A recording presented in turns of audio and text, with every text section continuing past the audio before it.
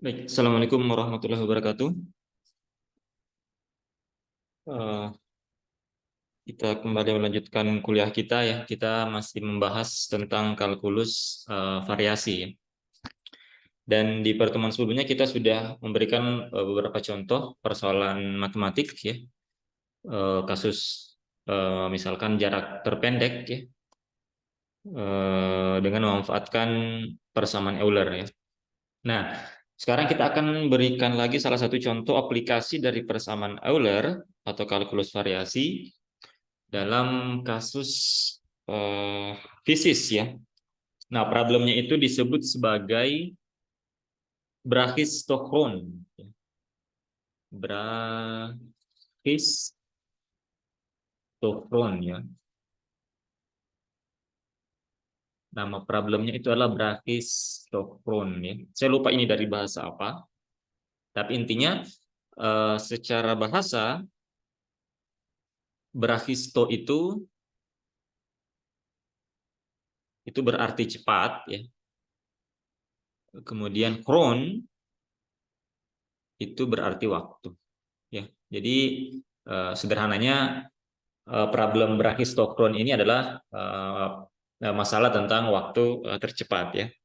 Nah, problem ini itu sebenarnya merupakan suatu tantangan ya dari seorang matematikawan ya. Jadi kira-kira pada tahun 1696 seorang matematikawan bernama Johann Bernoulli ya, itu dia memberikan tantangan kepada ilmuwan pada saat itu, kepada para matematikawan, fisikawan untuk menjawab problem ini ya, untuk bagaimana menyelesaikan kasus tersebut. Dan pada saat itu belum ada kalkulus variasi ya, belum ada persamaan Euler. Johann Bernoulli ini adalah guru dari Euler ya. Baru setelah problem ini kemudian muncullah kalkulus variasi dan dilahirkanlah persamaan Euler ya. Jadi bisa dikatakan bahwa persoalan brachistochrone ini merupakan salah satu problem yang mendasari munculnya kalkulus variasi. Nah, problemnya seperti apa? Jadi problemnya seperti ini ya. Jadi kalau misalkan kita gambarkan suatu koordinat dua dimensi ya, dia menggambarkan eh, gerak jatuh bebas dari suatu partikel dari titik yang satu ke titik yang lainnya ya, melewati suatu lintasan tertentu ya. Jadi kita misalkan saja kita punya suatu titik di sini ya, sebut saja titik A, kemudian di sini ada titik B ya. Nah, kemudian di titik A ini itu kita punya suatu partikel ya atau suatu benda dengan massa m misalkan.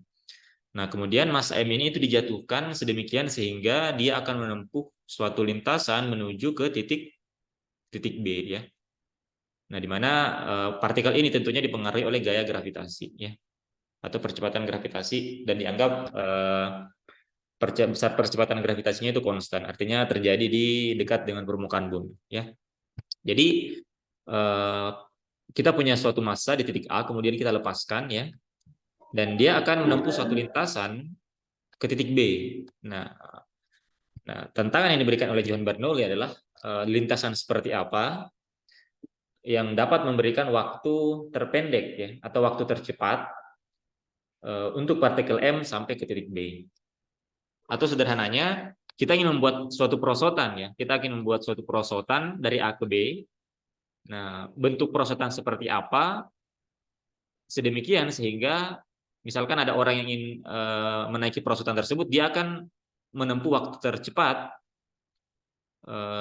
untuk sampai ke titik B ya. Nah, secara intuisi tentunya kita akan berpikir bahwa tentunya waktu yang tercepat adalah ketika dia menempuh lintasan yang terpendek ya atau berupa garis garis lurus ya. Tapi ternyata tidak demikian ya. Ternyata lintasan yang ditempuh oleh si partikel M ini itu bukanlah garis lurus. Kira-kira kalau kita bandingkan ke contoh kasus di awal pembahasan kalkulus varia itu, dia mirip dengan persamaan Fermat hukum Fermat untuk pembiasan ya. Di pembiasan itu kan kalau kita melihat hukum pemantulan, maka lintasan yang akan ditempuh oleh cahaya itu adalah garis lurus ya, untuk menempuh waktu yang terpendek. Tapi ternyata tidak demikian. Cahaya tersebut akan menempuh lintasan yang dibiaskan, artinya bukan lintasan yang terpendek. Tapi itu untuk cahaya ya, di mana cahaya itu adalah bersifat massless atau dia tidak mempunyai massa diam. Nah, di sini itu kita meninjau partikel yang masif atau dia memiliki massa ya. Atau saya tuliskan saja di sini problemnya. Jadi problemnya itu adalah lintasan apa yang dapat ditempuh oleh partikel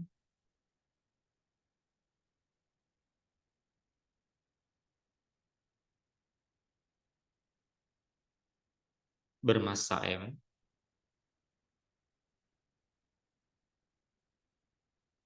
dalam pengaruh medan gravitasi atau gaya gravitasi ya, dalam pengaruh medan gravitasi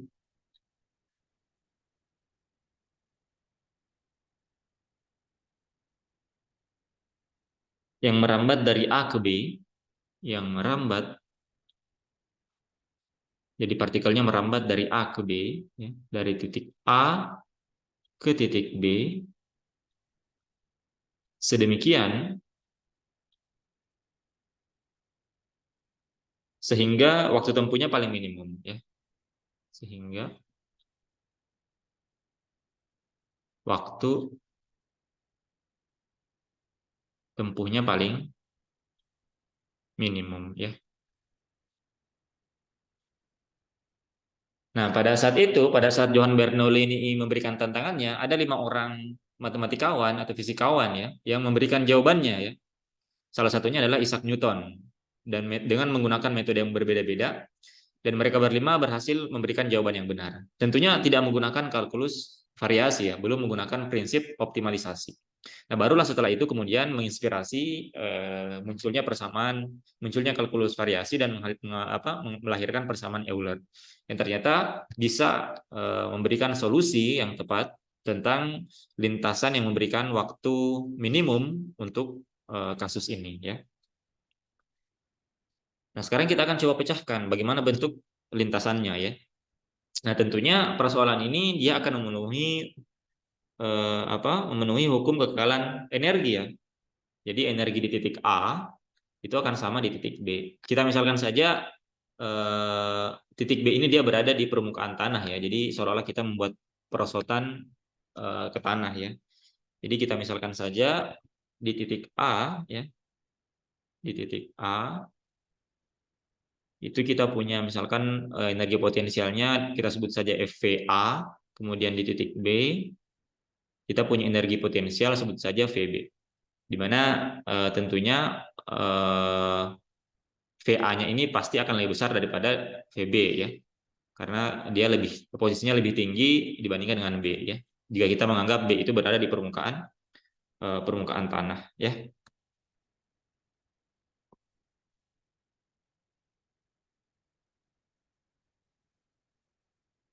Nah, kemudian kita menganggap bahwa partikel ini dia itu mengalami yang disebut sebagai gerak jatuh bebas ya. Artinya kecepatan awalnya itu sama dengan 0. Jadi dilepaskan begitu saja. Ya, dengan kata lain kita bisa mengambil bahwa di titik A itu energi kinetiknya sama dengan 0 ya. Jadi TA itu adalah energi kinetik di titik A itu sama dengan 0 karena kecepatan awalnya itu sama dengan 0. Ya. Artinya dia gerak jatuh bebas. Kemudian karena di titik B ini dia berada di permukaan tanah, berarti kita bisa mengambil kondisi bahwa di VB atau energi potensial di titik B itu dia sama dengan 0 ya. Dia sama dengan 0. Nah, sehingga kita bisa rumuskan hukum kekekalan energi yang berlaku pada kondisi ini ya, di mana energi total di titik A itu harus sama energi total di titik B. Artinya TA ditambah dengan VA itu sama dengan TB ditambah dengan VB. Nah, TA di sini dia sama dengan 0 ya, karena kecepatan awalnya 0 berarti hanya ada VA saja. Kemudian di bawah VB-nya itu sama dengan 0 karena ketinggiannya 0 ya, dia tepat di permukaan tanah. Artinya hanya ada hanya ada energi kinetik saja. Berarti di sini kita tuliskan TB.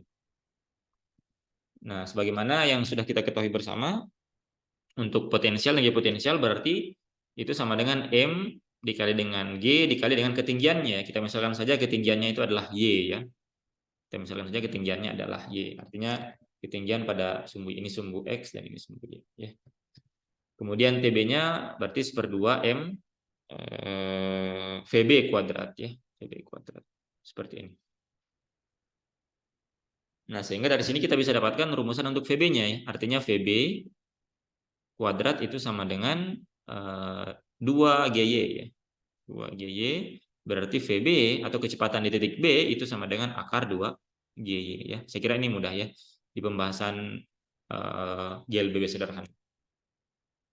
Nah, sekarang yang ingin kita ketahui adalah bagaimana bentuk kurva Y atau lintasan yang ditempuh oleh si partikel M ini sehingga waktunya itu paling minimum ya.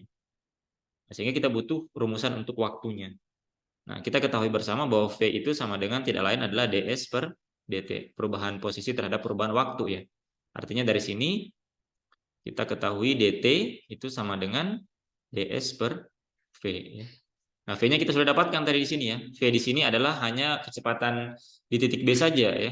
Sorry, kecepatan akhirnya itu adalah kecepatan di titik B. Artinya ini akan sama dengan ds per akar 2GY.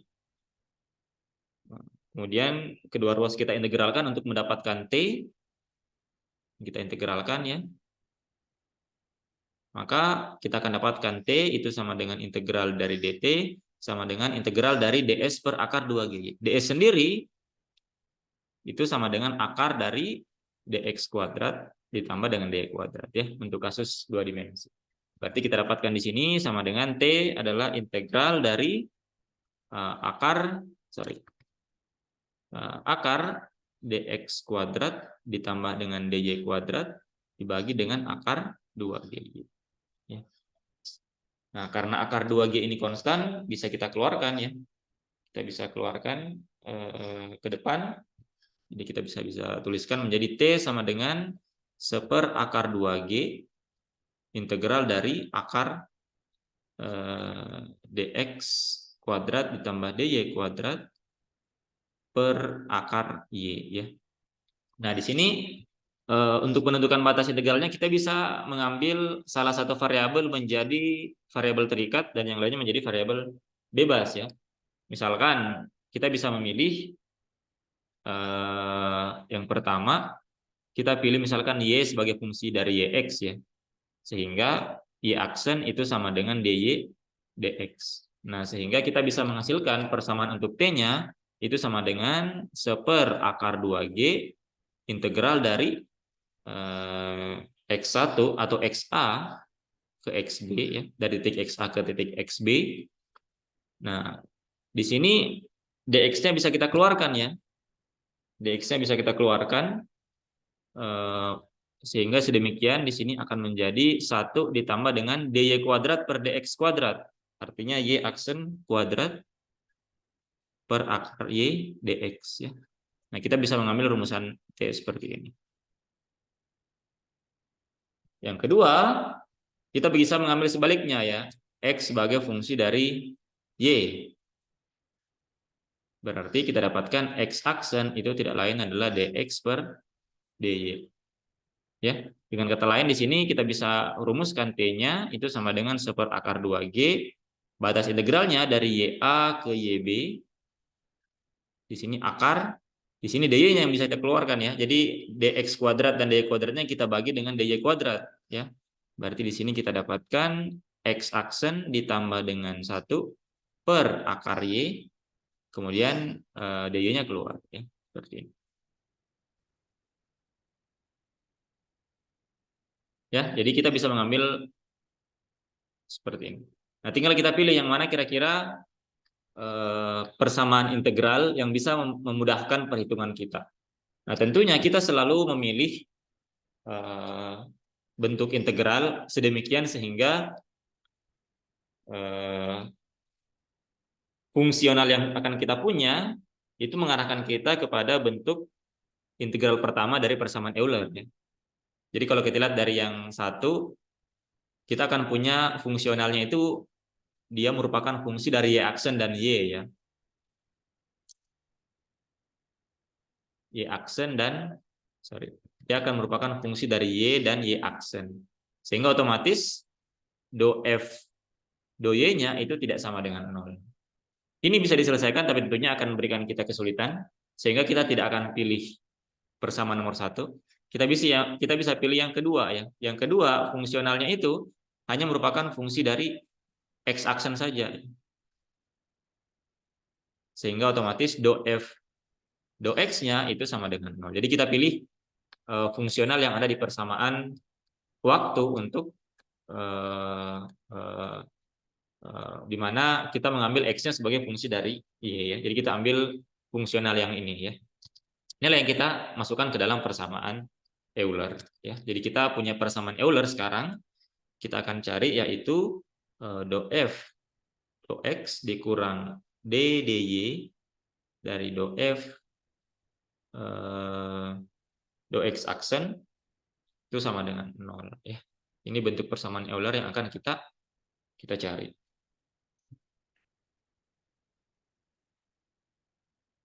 Nah, tentunya sebentar ini ternyata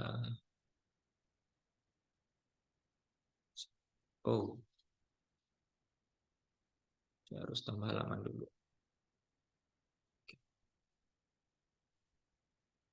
Nah, ini. Nah, sekarang kita punya fungsionalnya adalah ini ya. Kita punya fungsionalnya sekarang itu adalah akar x aksen ditambah 1 per akar y ya. Inilah yang kita masukkan ke dalam persamaan Euler nih ya. Kita cari masing-masing per komponennya. Tentunya do x-nya itu akan sama dengan 0 ya. Berarti otomatis d dy dari do x aksen itu sama dengan 0. Nah, dengan demikian suku yang ada di dalam kurung ini harus konstan ya. Berarti do x aksen itu sama dengan konstan. Kita ambil saja misalkan K ya. Nah, tinggal kita turunkan sekarang persamaan ini terhadap x aksen ya. Kita dapatkan, kita bisa tuliskan di sini do x aksen berarti sama dengan kita turunkan fungsional ini terhadap x aksen, berarti akan kita dapatkan berapa ini? Sorry, ini x aksen kuadrat ya di sini. X aksen kuadrat. Kita akan dapatkan berarti 1/2 seperakar-nya bisa keluar ya karena dia konstan terhadap dia bukan tidak bergantung, dia tidak bisa diturunkan terhadap x aksen ya. Jadi kita keluarkan saja seperakar y-nya. Kemudian kita turunkan yang ini berarti kita dapatkan 1/2 dari x aksen kuadrat ditambah 1 pangkat min 1/2 dikali turunan dalamnya berarti 2 x aksen ya.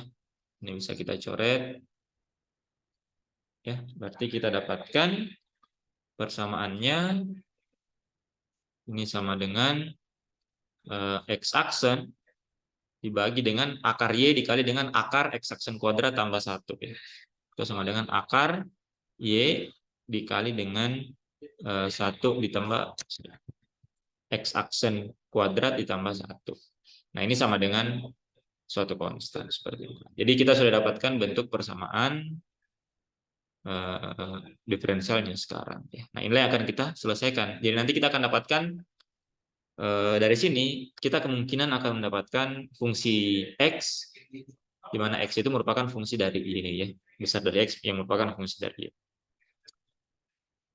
Nah, di sini kita bisa melakukan sedikit trik lagi ya, karena kalau kita lihat akan persamaannya akan sedikit rumit jika kita langsung kerjakan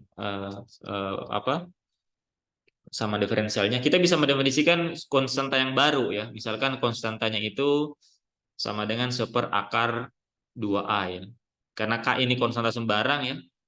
kita bisa nyatakan dia dalam suatu konstanta yang baru. Sebut saja seperakar 2A, di mana A itu adalah konstan. Jadi boleh-boleh saja ya. Sehingga kalau kita masukkan di sini ya, nilai ini kita masukkan di sini ya. Kemudian kita kuadratkan kedua ruas, maka kita akan dapatkan sekarang persamaannya menjadi X aksen kuadrat per dibagi dengan Y X aksen kuadrat ditambah 1. Ini sama dengan, ini dikuadratkan, berarti seper 2A. Ya. Kemudian ini kita kalikan silang ya. Ini dikali ke sini, ini dikali ke sini. Kita akan dapatkan persamaannya menjadi 2A X aksen kuadrat. Ini sama dengan Y X aksen kuadrat ditambah 1. Ya. Atau kita kumpulkan yang sama-sama Y X aksen ya. Atau ini kita jabarkan saja. Ini sama dengan Y X aksen kuadrat ditambah Y. Yang suku ini kita pindahkan ke ruas kiri. Maka kita dapatkan 2A dikurangi Y dari X aksen kuadrat itu sama dengan Y. Atau dengan kata lain, X aksen kuadrat itu sama dengan Y per 2A dikurangi Y. Nah, kalau kita kalikan pembilang dan penyebutnya masing-masing dengan Y, maka kita dapatkan ini sama dengan Y kuadrat per 2A. Y dikurang Y kuadrat. Ya. Kita dapatkan X aksen kuadrat itu sama dengan Y kuadrat per 2AY dikurang Y. Kemudian masing-masing kita akarkan, kita akan dapatkan X aksen itu sama dengan Y per akar dari 2AY dikurang Y. Ya. Kita dapatkan sekarang bentuk dari X aksen.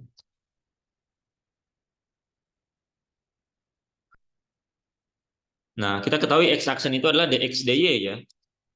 X aksen itu adalah dx dy. Nah, berarti kita bisa dapatkan dx itu sama dengan y dy dari akar 2AY dikurang Y. Ya, dengan kata lain, X kita integralkan kedua ruas, X sama dengan integral dari Y per akar 2AY dikurang Y dy seperti ini. Ya. Nah, sekarang kita definisikan lagi, kita definisikan fungsi Y di sini sebagai fungsi theta ya. Kita definisikan saja, misalkan Y itu sama dengan A dikali dengan 1 dikurang cos theta. Jadi boleh seperti ini, yang penting nanti konsisten ya. Semua Y-nya diganti dengan A dikali dengan 1 dikurang cos theta ya. Kita misalkan definisikan seperti ini. Nanti akan ada maksudnya kenapa kita definisikan seperti ini ya. Sehingga kita akan dapatkan dy berarti ini akan sama dengan dy d theta.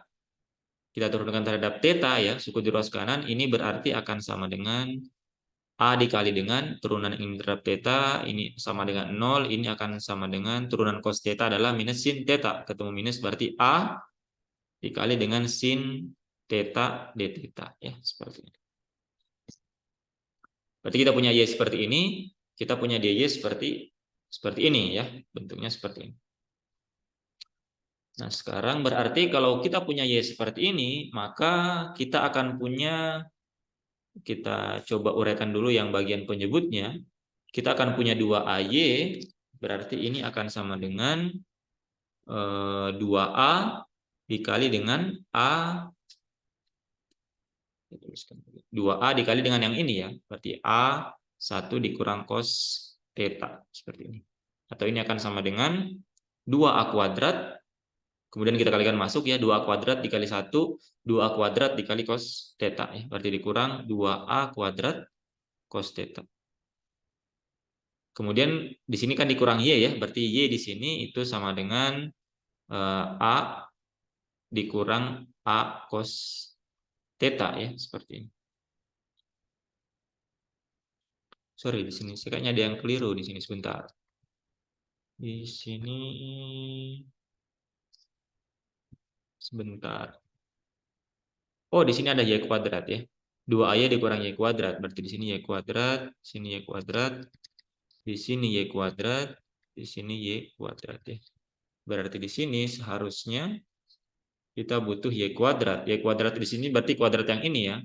Ini berarti a dikali dengan 1 dikurang cos theta kuadrat ya. Berarti akan sama dengan ini kalau kita kuadratkan kan menjadi 1 dikurang 2 cos theta ditambah cos kuadrat theta ya. Berarti di sini sama dengan a dikurang 2a cos theta ditambah a cos kuadrat theta. A cos kuadrat theta ya, seperti ini.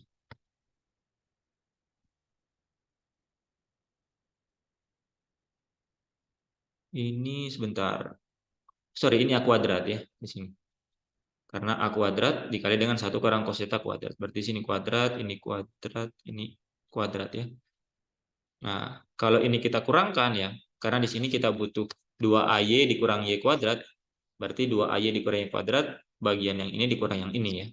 Maka suku yang ini akan saling cancel ya, yang ini. Kemudian ini juga akan saling cancel ya. 2a kuadrat dikurang a kuadrat, berarti ini akan tinggal a kuadrat, kemudian dikurang ini ya, a kuadrat cos kuadrat theta. Atau ini sama dengan a kuadrat 1 dikurang cos kuadrat theta ya. Nah, perhatikan bahwa 1 dikurang cos kuadrat theta itu sama dengan sin kuadrat theta ya. Jadi cos kuadrat theta ditambah sin kuadrat theta itu sama dengan 1. Berarti ini sama dengan a kuadrat dikali dengan sin kuadrat theta. Nah, itu adalah 2ay dikurang y kuadrat. Nah, sekarang ini kita masukkan ke dalam persamaan ini. Nah, sehingga kita sekarang dapatkan rumusan X-nya. X di sini sama dengan integral ya. Integral dari Y. Y itu tadi adalah A dikali dengan 1 dikurang cos theta ya. Betul ya.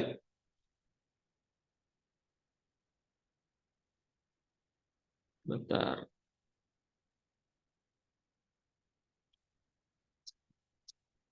Ya, betul ya. Berarti di sini integral dari Y itu adalah A dikali dengan 1 dikurang cos theta ya.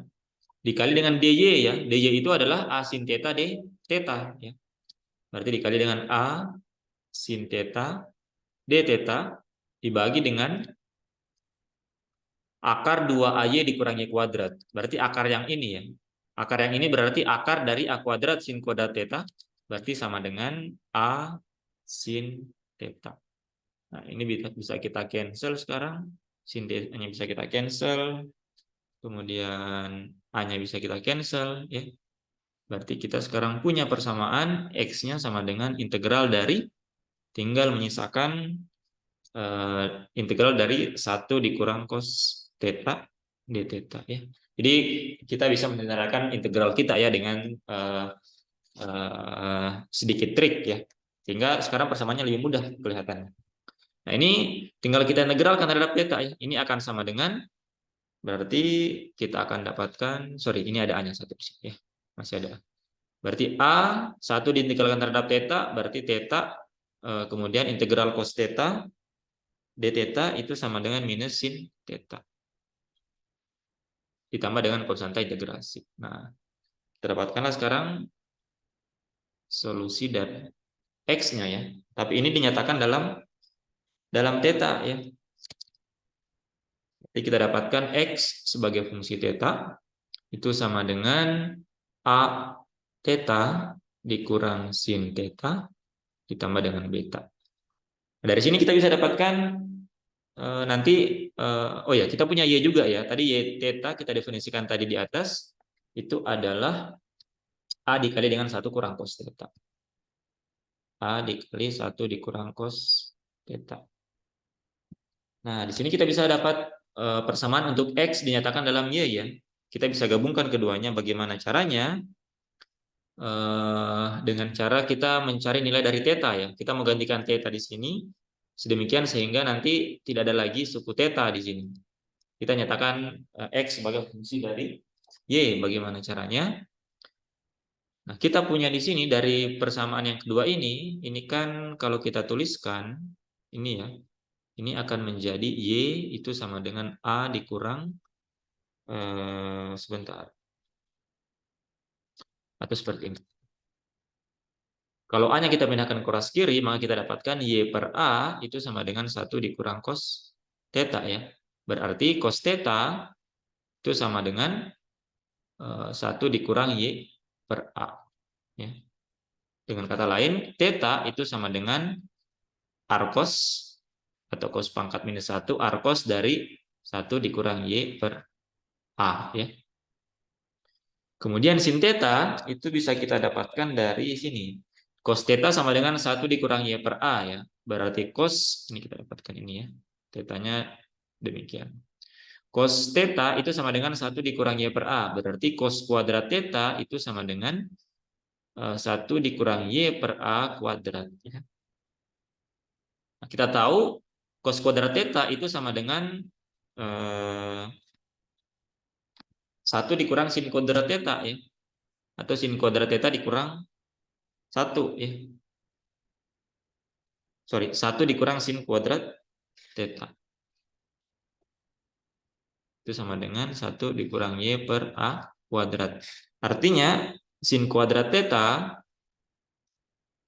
itu sama dengan 1 dikurang Y per A kuadrat. Ya. Ini kalau kita uraikan, kita akan dapatkan 1 dikurang, ini 1, kemudian dikurang 2Y per A, ditambah Y kuadrat per A kuadrat. Ya. Ini bisa cancel. Ya. 1 dikurang 1. Ini akan menghasilkan minus, ketemu minus positif 2Y per A dikurang Y kuadrat per A kuadrat. Itu adalah sin kuadrat theta. Berarti sin theta adalah akar dari ini ya. Sehingga kita sekarang dapatkan X sebagai fungsi Y, karena tetanya sekarang kita ganti ya dengan yang kita dapatkan di sini. Ini sama dengan A dikali dengan theta. Theta itu adalah ini ya. Sorry.